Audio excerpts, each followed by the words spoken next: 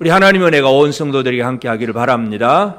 오늘 추수감사주일입니다. 하나님 앞에 우리가 받은 은혜를 진정으로 감사하는 그런 날이 되기를 바랍니다. 물론 추수감사절만 감사하는 게 아니라 우리의 감사는 매일매일 하는 감사가 되어져야 되겠죠. 이 신앙생활은 매일의 감사가 되어야 됩니다.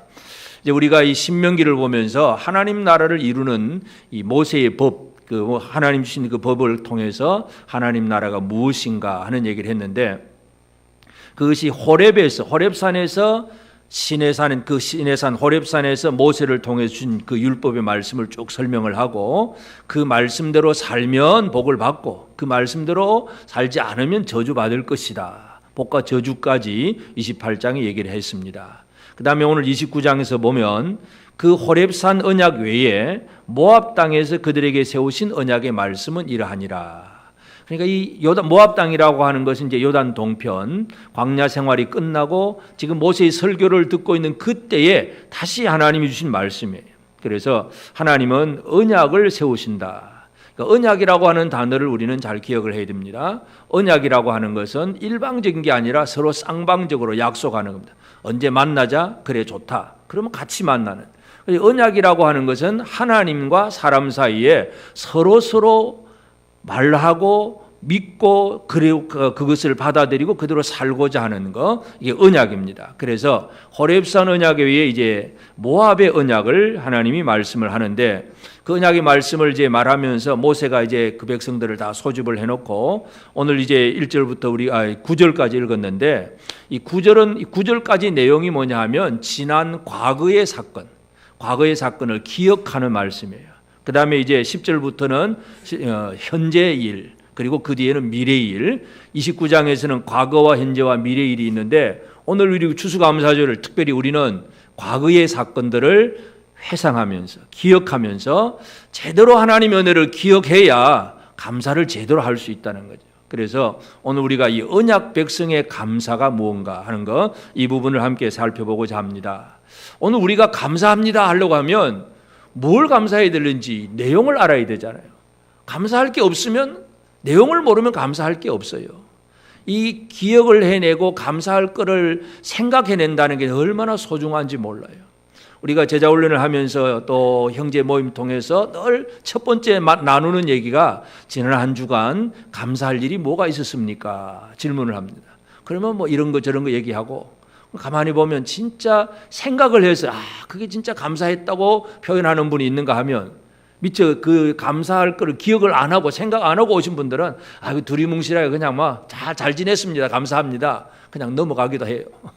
물론 잘 지낸 것도 감사하긴 하지만 진짜 깊은 감사를 생각해낼 수 있느냐. 여러분, 지난 한 주간 하나님의 어떤 은혜를 누리고 또 느끼고 이 시간에 앉아 계십니까? 은혜를 기억하셨습니까? 하나님이 내게 주신 은혜가 무언가, 이거 기억해내는 거, 이거 얼마나 귀한 일인지 모릅니다. 그래서 이 신명기 29장에서 모세가 얘기할 때 제일 첫 번째, 이제 장소별로 애굽에서의 일, 그리고 광야에서의 일, 그리고 요단 동편에서의 일, 이 세 가지를 기억하게 합니다. 첫 번째가 애굽에서는 한마디로 구원이죠, 구원. 이스라엘 백성들이 애굽에 살 때는 노예 생활이었잖아요. 애굽 임금 바로가 그들을 압제하면 그냥 죽어라 사나 새벽별 보고 나가서 일하고 저녁 그냥 열심히 수고하고 노력하고 그러면서 아무것도 없는 그냥 압제를 당하는 노예 생활이었는데, 그 노예들이 하나님 앞에 구원받아서 자유인이 된 것이에요. 이게 이스라엘 백성들이 하나님 앞에 기억해야 될 제일 첫 번째 내용입니다. 그래서 애굽에서 너희가 그 행하신 모든 일을 보았나니, 3절에는 그 큰 시험과 이적과 큰 기사를 내 눈으로 보았느니라. 시험과 이적과 기사, 이것은 이 이스라엘 백성들을 구원하기 위해서 하나님이 모세를 보내셨고, 모세가 그 애굽에서 10가지 재앙을 내리는 것.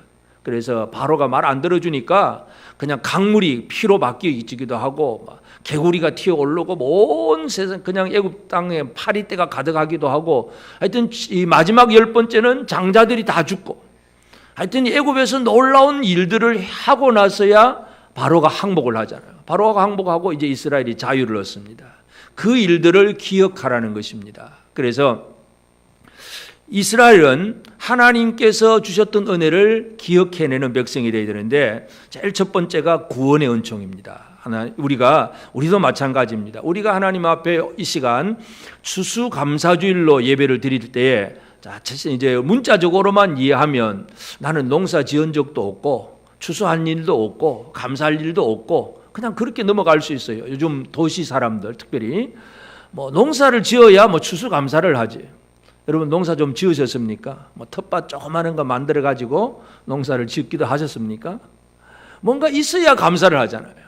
근데 이 추수감사라고 하는 거, 하나님 앞에 언약의 백성이 되었다면 하나님 앞에 내가 받은 은혜가 무엇인가를 기억해야 되는데 제일 첫 번째가 바로 구원의 은혜입니다. 하나님은 나를 구원하셨다. 나는 구원받은 백성이다. 이거 기억하는 것이 오늘 우리에게 제일 첫 번째 일입니다. 옆 사람에게 한번 얘기하시죠. 나는 구원받은 사람입니다. 구원은 그냥 구원이 아니라 어디에서 어디로, 이게 구원이에요. 이걸 잘 이해하셔야 돼요. 너의 상태가 이제는 억눌려 사는 너희가 아니라 마음껏 하나님을 찬양할 수 있고 예배할 수 있는 자유 있는 하나님의 백성으로 바뀌어지는 것이 바로 구원입니다. 여러분, 세상에 여전히 억눌려 살고 있다면 교회는 다니고 있는데 이 세상의 물질의 유혹이나 뭔가 세상의 권세에 그대로 눌려 살고 있다면 아직도 구원받은 사람이 아닌 것 같아. 진정한 자유를 누리고 계십니까? 예수의 피가 내 죄를 깨끗하게 씻어주셨고 나는 완벽하게 하나님 앞에 구원받았다. 이 구원의 기쁨, 감사, 감격, 이것이 우리에게 있어야 됩니다. 그래서 감사로 제사를 드리는 자는 첫째는 구원의 은혜를 기억합니다. 두 번째는 모세가 얘기하는 것은 또 광야 40년 생활, 5절 6절인데 주께서 40년 동안 너희 광야에서 인도하게 하셨거니와, 광야 40년의 인도 생활. 첫 번째는 구원, 두 번째는 인도입니다. 인도라는 것이 뭐겠습니까? 갈 길을 모르는데, 어디로 가야 되는지 모르는데 날 따라와 하고 그냥 인도해 주시는 것. 여러분은 여러분이 나아갈 길을 다 잘 알고 계십니까? 내가 앞으로 어떻게 살고 어떻게 하면 될 것이다, 그렇게 하면 인생이 성공할 것이다, 잘 알고 계십니까? 사람들은 이걸 몰라요. 그래서 예수를 안 믿는 사람들은 그냥 동쪽으로 가야 되나, 이사를 가야 되는데 서쪽으로 가야 되느냐, 그거 그냥 점쟁이한테 물어봐야 되고 방향 따져야 되고, 모르니까 그럴 수밖에 없어요. 근데 하나님은 우리를 이끌어 가시는 하나님이잖아요. 광야라고 하는 건 여러분 가보시면 알겠지만 지금 우리 도시하고 좀 다르죠. 우리 도시는 건물 딱 쳐다보면서 저건 어느 쪽이고 어디 저 집으로 가면 어디로 가면 되겠구나 하고 뭔가 표지가 있습니다. 근데 광야 사막이라고 하는 것은 사방을 돌아봐도 그냥 들판이고 모래 사막이고 도대체 어디가 어딘지를 몰라요. 어디가 어딘지 어디로 가야 될는지 몰라. 진짜 인도자가 없으면 살아갈 수 없는 것이 광야예요. 또 광야는 먹을 것이 있어요, 입을 것이 있어요. 아무것도 없는 생활이에요. 그런데 하나님은 40년 동안 이스라엘 백성들에게 옷도 한 벌 헤어지지도 아니하고 신발도 떨어지지도 아니하고, 어떤 사람은 좀 그래요. 그 40년 동안 입는 옷 그거 너무 지루하다. 좀 패션 감각을 하고 매일매일 갈아입으면 좋겠는데, 여러분 그렇게 매일매일 갈아입을 옷 짐 싸들고 광야를 한번 다녀보세요. 그게 복인지 저주인지. 그 여름 겨울 옷 잔뜩 장롱에 가득한 거 그거 싸들고 그냥 광야로 돌아다닌다고 생각해 보세요. 그건 진짜 복이 아니에요. 진짜 간편하게 다니는 게 진짜 복인데, 하나님은 그렇게 옷도 헤어지지도 않고 신발도 떨어지지도 아니하고, 그리고 또 광야 생활을 어떻게 하셨냐면 떡도 주지 않고 포도주도 안 주셨다고 얘기를 합니다. 너희에게 6절에 보면 너희에게 떡도 먹지 못하며 포도주나 독주를 마시지 못하게 하셨음은, 일반 사람들의 생활에 있어서 떡이나 포도주는 그들이 살아가는 양식이에요, 양식. 이 중동 지방에는 우리나라처럼 물이 별로 안 좋습니다. 그러니까 그들은 음료수가 포도주예요. 그러니까 이거 예수님도 포도주 만드는데 우리도 술 마십시다, 괜찮습니다. 그런 사람은 아직도 뭔가를 몰라. 여러분, 이 대한민국에서는 포도주 안 마셔도 주님이 주신 생수로도 얼마든지 음료수로 잘 마실 수가 있습니다. 아멘. 그런데 여전히 숨어서 마시는 분들은 좀 회개를 해야 될 것 같아.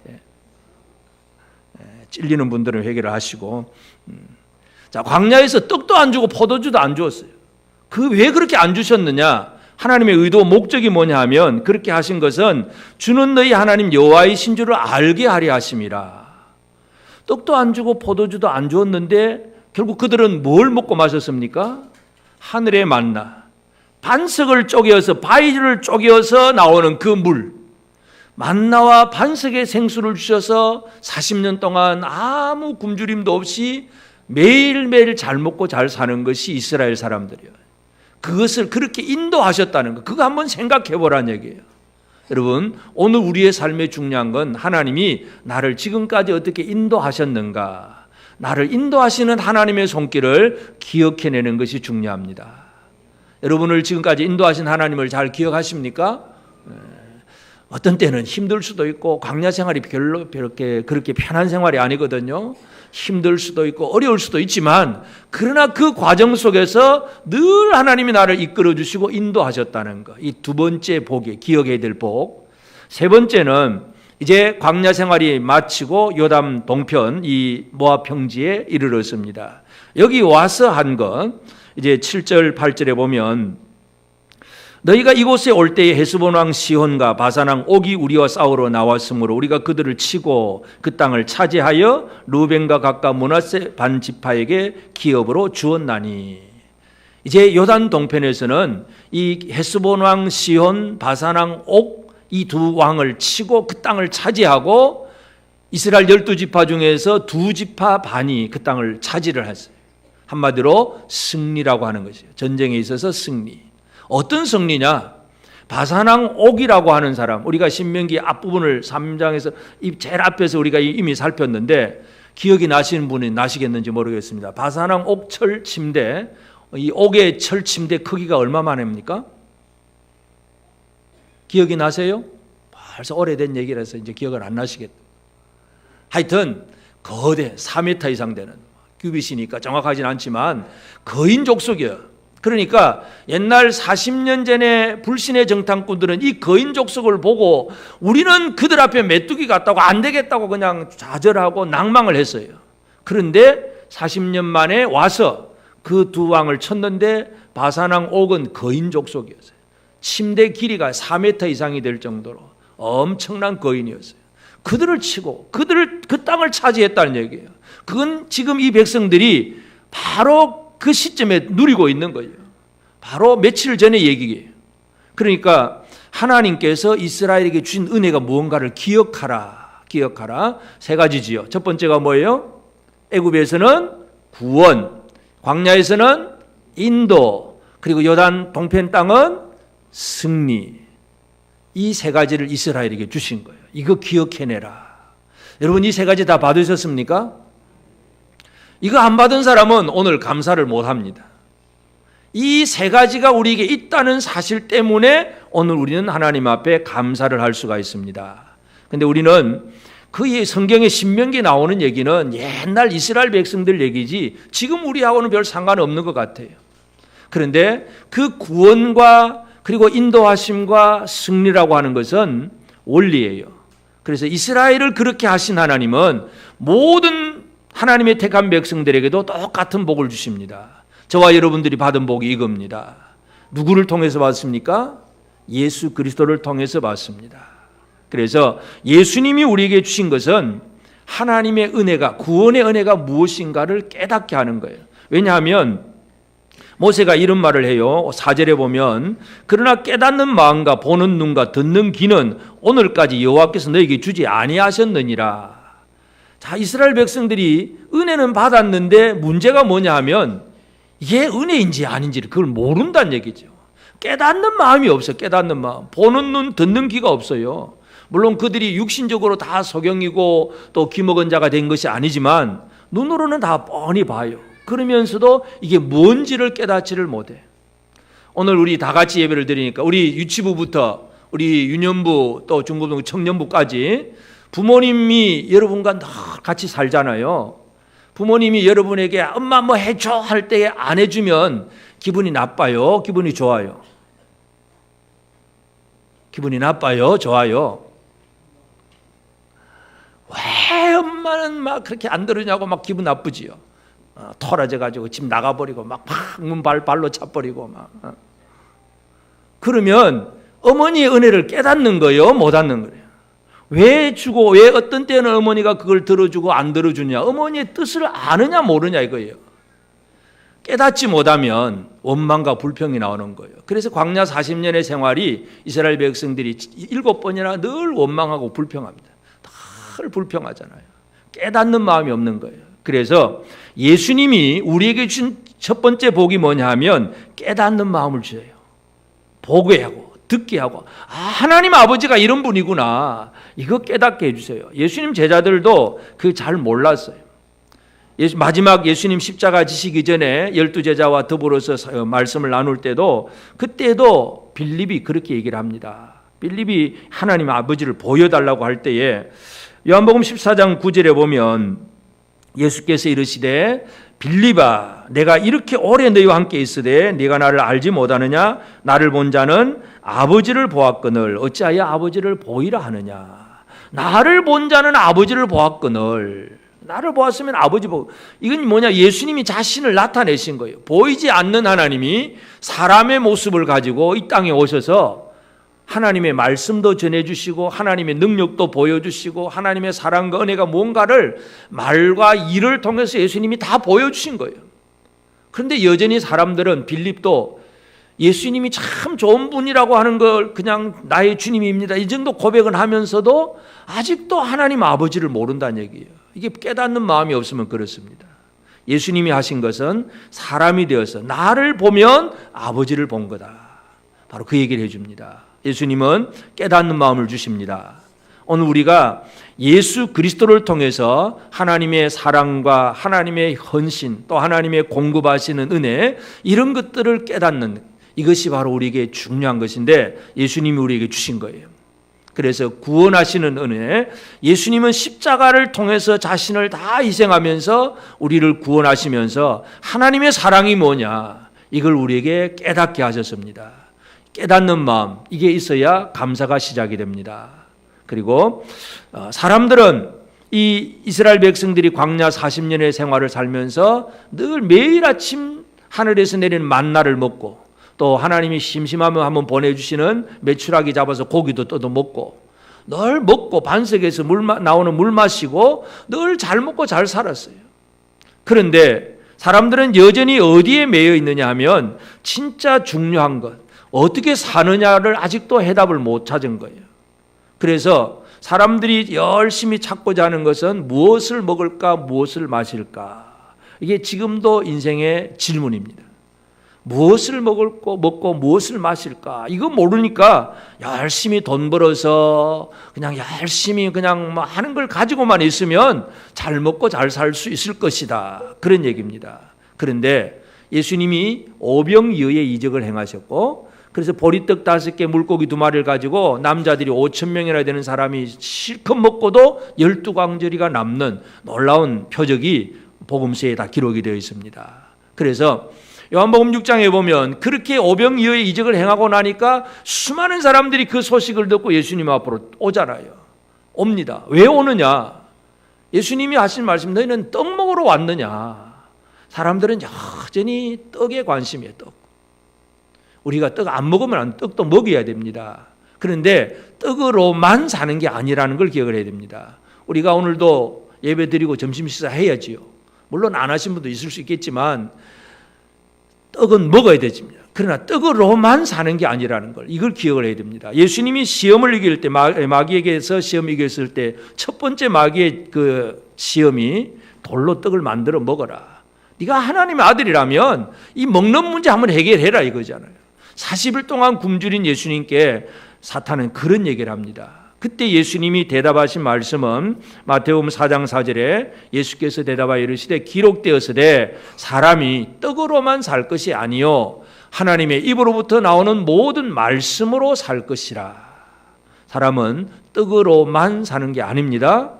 떡도 먹어야 되지만 육신을 위해서는 떡을 먹어야 됩니다. 그러나 그것만 먹고 육신의 배부름으로만 사는 게 아니라 중요한 것은 우리 영을 위해서 생명의 떡이신 말씀 예수 그리스도를 먹어야 우리가 살 수 있습니다. 그래서 예수님은 나를 먹어라. 내가 하늘로서 내려온 생명의 떡이다. 너희 조상들은 하늘에서 내린 만나를 먹고도 죽었지 않느냐. 그거 진짜 만나는 특별한 하나님의 음식이지만 그러나 그거 먹고도 죽었다. 나를 먹어라. 보리떡 이 5개를 가지고 많은 사람이 먹었다고 그거 놀래가지고 그 떡 먹고 싶어서 왔느냐. 그거 말고 나를 먹어라. 내가 생명의 떡이다. 나를 먹어라. 예수님 그 말씀을 하신 거예요. 우리가 받은 은혜가 이것입니다. 우리는 예수로 말미암아 우리의 영이 삽니다. 육도 살고 영도 살고. 예수 때문에 받은 은혜가 이것이고 결국 예수님은 우리가 이 땅에서 이 세상 속에서 승리하며 살게 합니다. 예수님 제자들에게 약속하신 것은 요한복음 16장 33절에 보면 이것을 너희에게 이르는 것은 너희로 내 안에서 평안을 누리게 하려 함이라. 세상에서는 너희가 환난을 당하나 담대하라. 내가 세상을 이겼노라.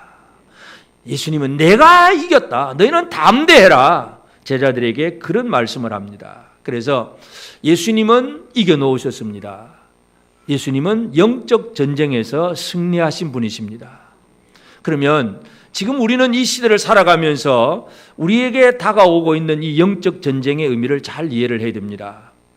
많은 사람들이 지금도 물론 지금도 마찬가지이기도 하고 참 우리 한국 교회 안에 다가오고 있는 여러 가지 많은 문제들 세상 속에서 우리 교회가 잘못해서 욕먹는 일도 있고 그렇게 아들한테 그 교회를 세습해 줘야 되는지 하여튼 그것 때문에 막 세상 방송까지도 떠들 정도로 욕먹는 일들 참 이건 우리 교회의 잘못이기도 하지만 그러나 또 우리가 여러 가지 생각을 해야 됩니다. 또 이 종교인 과세라든지 여러 가지 많은 세상의 제도 시스템들이 교회를 무너뜨리려고 하는 영적인 전쟁이에요. 이 모든 세력 속에서 우리가 할 일이 뭐냐? 우리가 할 일이 뭐겠습니까? 싸우자 그러는데 제일 중요한 거 깨달아야 될 부분은 뭐냐 하면 이거 큰일 났다 이제 어쩔꼬 막 두려워서 벌벌 떠는 그런 삶이 되어서는 안 됩니다. 왜냐하면 전쟁은 예수께서 이미 이겨놓으신 전쟁입니다. 이거 먼저 기억을 해야 돼요. 이겨놓으신 전쟁을 우리 각자 개인은 전투를 하는 거예요. 전쟁과 전투를 잘 구분해야 됩니다. 이 전쟁은 큰 전쟁이에요. 예를 들어서 이스라엘 백성들이 요단강 건너가서 가나안 땅을 정복을 할 때에 그 중심에 몇 나라를 치고 남쪽으로 가서 치고 그다음 북쪽에 가서 치고 그래서 모든 왕국들이 전쟁은 끝이 났어요. 전쟁은 끝이 났지만 각 지파별로 자기가 할당받은 그 기업을 자기 것으로 만들려면 여전히 그 안에는 다른 민족들이 곳곳에 숨어 있습니다. 그들을 잡아내고 쫓아내고 없애버리는 것이 이제 전투예요. 각 개인의 전투. 그건 우리가 하나님의 전신갑주를 입고 마귀를 대적하며 싸워나가는 우리 책임이에요. 그런데 전체 큰 그림이 뭐냐? 전쟁은 예수께서 이겨놓으셨습니다. 여러분 그걸 잘 이해하셔야 돼요. 골리앗과 사울이 싸우려고 할 때에 골리앗이 나와서 큰 소리 막 치니까 사울이 숨어버리잖아요. 그러니까 이스라엘 군사들은 어떻게 합니까? 군대들도 다 숨어버렸어요. 왕이 숨어 있는데 밑에 부하들이 어떻게 하겠어요? 다 숨어 있지. 그런데 딱 어린 목동 다윗이 등장을 해가지고 다윗이 나가서 골리앗을 향해 돌을 던져서 골리앗을 쓰러뜨립니다. 그 순간 물론 다윗이 골리앗의 목도 베긴 하지만 그 순간 어떤 일이 벌어집니까? 그동안 숨어 있었던 군사들, 이스라엘 군사들이 갑자기 힘을 내가지고 야! 하고 나가서 블레셋 도망가는 군사들을 이제 치기 시작합니다. 그게 전투예요. 전쟁은 다윗이 이겨놓은 거예요. 골리앗 딱 이기면 전쟁 끝난 거예요. 근데 그걸 하나하나 만들어가는 것은 개인의 전투입니다. 예수님은 전쟁에서 이겨놓으신 분입니다. 담대해라 내가 세상을 이겼노라. 예수님은 이겨놓으셨고 우리는 이겨놓으신 예수 안에서 개인의 각자의 삶을 통해서는 열심히 지금도 싸워가야 됩니다. 이거 우리가 해야 할 일입니다. 분명한 것은 예수님이 우리에게 뭘 주셨습니까? 십자가의 피로 구원의 은혜를 주시고 깨닫게 해주시고 그리고 예수님은 자신이 생명의 떡이 되고 생명의 물이 되어서 우리가 이 땅에서 먹고 마시며 힘을 얻게 하시고 그리고 예수님이 영적 전쟁에서 다 이겨놓으시고 우리는 승리하는 전쟁 그냥 뒤따라가면서 누리고 참여케만 하신 거예요. 이게 우리가 받은 은혜입니다. 이 은혜가 오늘 우리 하나님 앞에 감사를 드릴 수 있는 근거가 되는 겁니다. 오늘 우리는 추수감사주일로 하나님 앞에 감사 예배를 드립니다. 단순하게 이 땅에 알곡 주시고 농사 잘 되게 해주시고 이것만이 아니에요. 이것도 당연히 우리는 감사할 일이죠. 우리나라가 얼마나 복받았는지 참 여러분 잘 생각을 해보세요. 우리가 개인의 삶을 보면 힘든 사람들도 있죠. 가난하기도 하고 어렵기도 하고 막 힘들어서 그냥 경제적으로 여러 가지 힘든 일도 있지만 통계를 가만히 보면 얼마 전에도 통계 보니까 우리나라의 이 무역하는 그 규모가 세계 6위입니다. 제 방에 이제 세계 지도가 하나 있거든요. 가만히 보면서 묵상을 하면 그 조그만 땅덩어리 요만한 이 남한 그 한반도 중에서 남쪽 요만한 나라 주변에 큰 나라들이 많이 있는데 하나님이 어떻게 복을 주셨는지 이 땅에서 이 세계의 그 무역액이 6위가 될 수 있도록 경제력이 10위 밑에 떨어지지 않을 정도로 잘 먹고 잘 사는 나라가 된 거예요. 물론 개인적으로 힘든 분들도 있겠지요. 그래서 어떤 사람들은 헬조선 그러는데 지옥이 아니에요. 지옥은 스스로 만든 거예요. 그거는 진짜 하나님 주신 은혜를 제대로 누리고 살아야 되는데 이 은혜를 잃어버리고 사는 거 있습니다. 하나님은 이 땅에 큰 은총을 주셨습니다. 이거 우리가 기억을 해야 됩니다. 그래서 우리는 이 육신적인 은혜 이것도 우리가 분명히 받았고 영적인 은혜도 우리는 분명히 받았습니다. 전 세계를 돌아다 보녀도 비행기 타고 쫙 내릴 때 보면 밤 야경이 참 좋거든요. 그런데 우리나라처럼 빨간 십자가가 많은 곳이 없어요. 그게 얼마나 큰 은혜인지 몰라.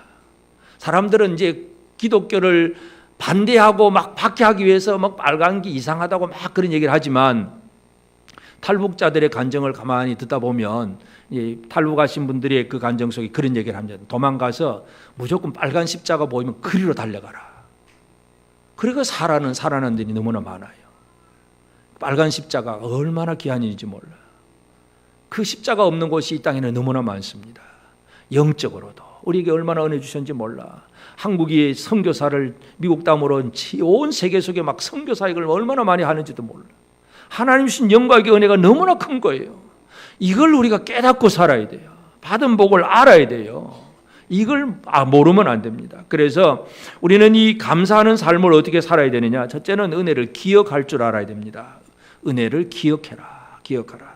사도 바울은 자신이 받은 은혜를 기억을 합니다. 디모데전서 1장 12절 13절에 보면 나를 능하게 하신 그리스도 예수 우리 주께 내가 감사함은 나를 충성되이 여겨 내게 직분을 맡기심이니 내가 전에는 비방자요 박해자요 폭행자였으나 도리어 긍휼을 입은 것은 내가 믿지 아니할 때에 알지 못하고 행하였습니다.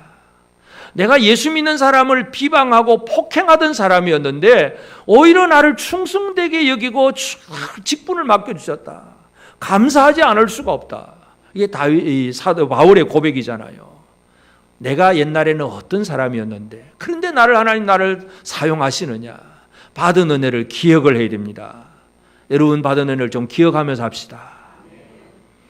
시편에 보면 고라 자손의 시 중에 시편 48편 12절 13절에 보면 이런 말씀이 있습니다. 너희는 시온을 돌면서 그곳을 둘러보고 그 망대들을 세어보라. 그의 성벽을 자세히 보고 그의 궁전을 살펴서 후대에 전하라.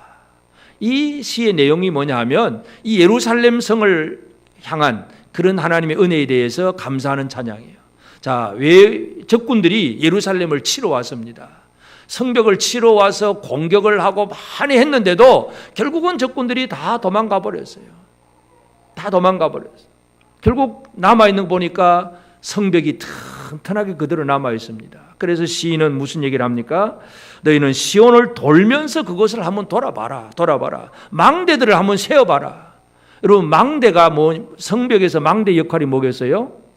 망대에서 파수를 하면서 적군이 오냐 안 오냐를 잘 살피는 곳이잖아요. 또 공격도 할 수도 있고 망대가 무너지면 그 성은 끝난 거예요.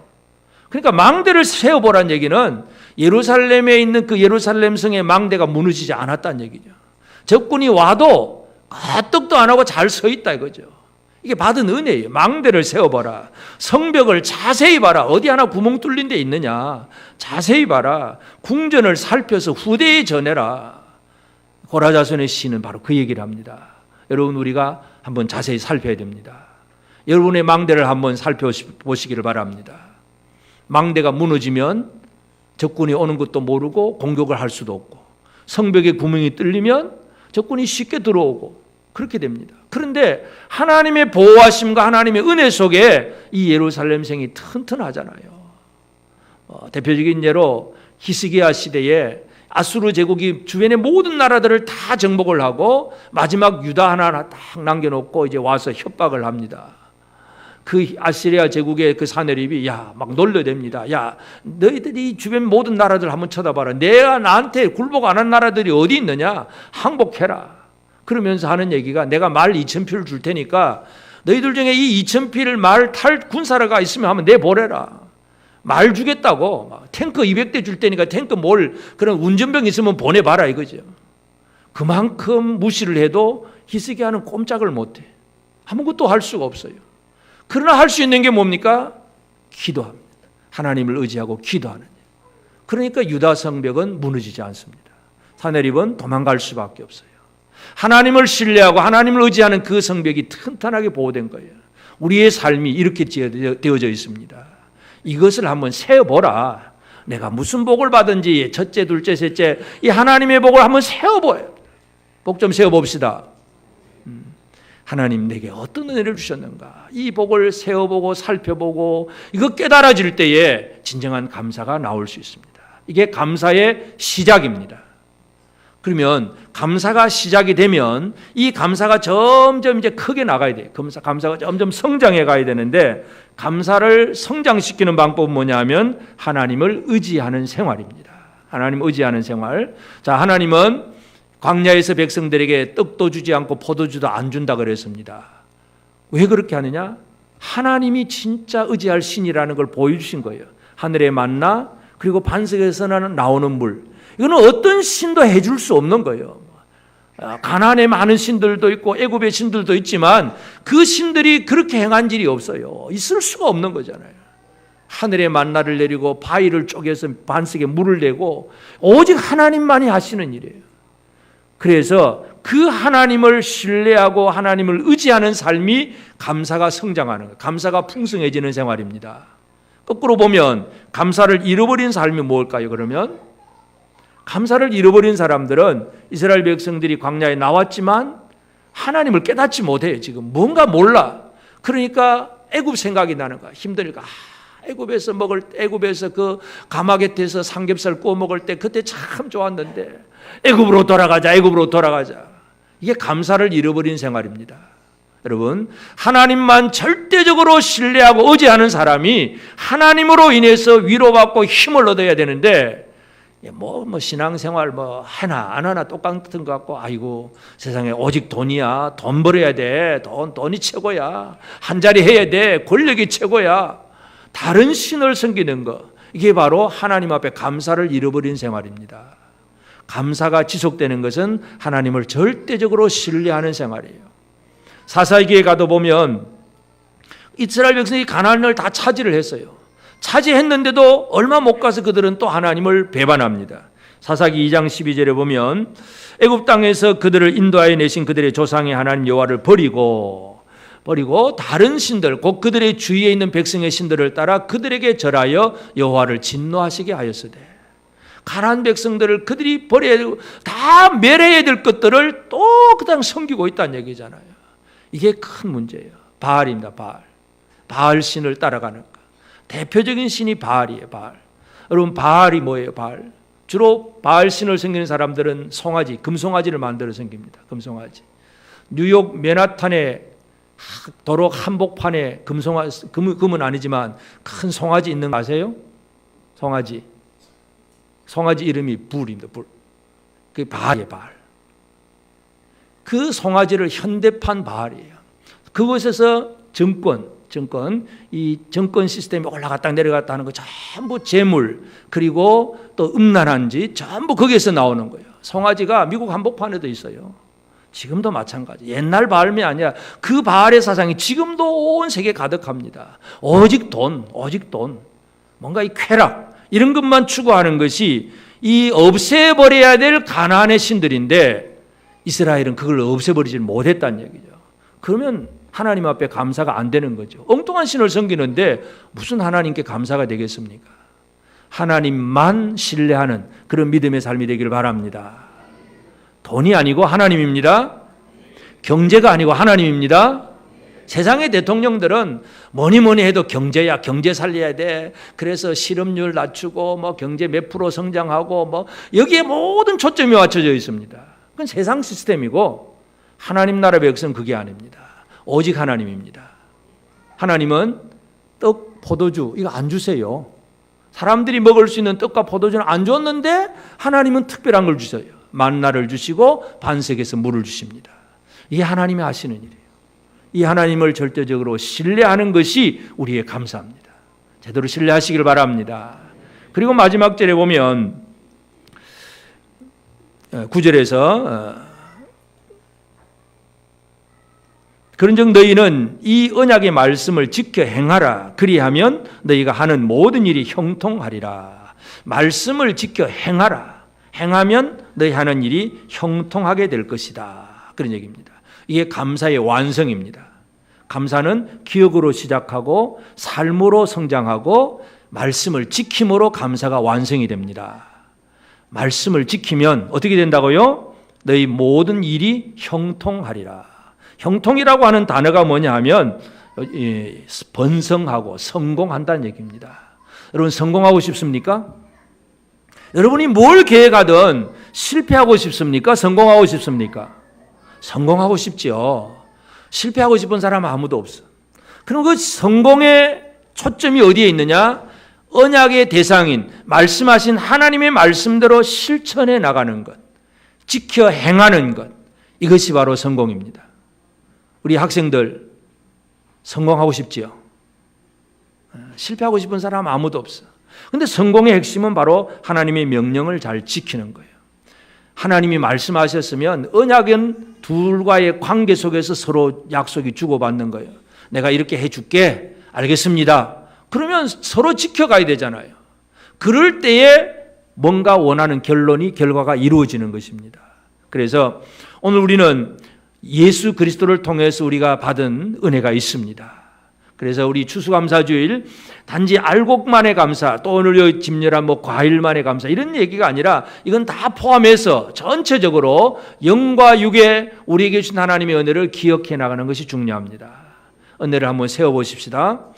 저녁마다 하나님 오늘 우리에게 어떤 은혜 주셨는지 한번 세어보고 감사 기도하고 주무시기를 바랍니다.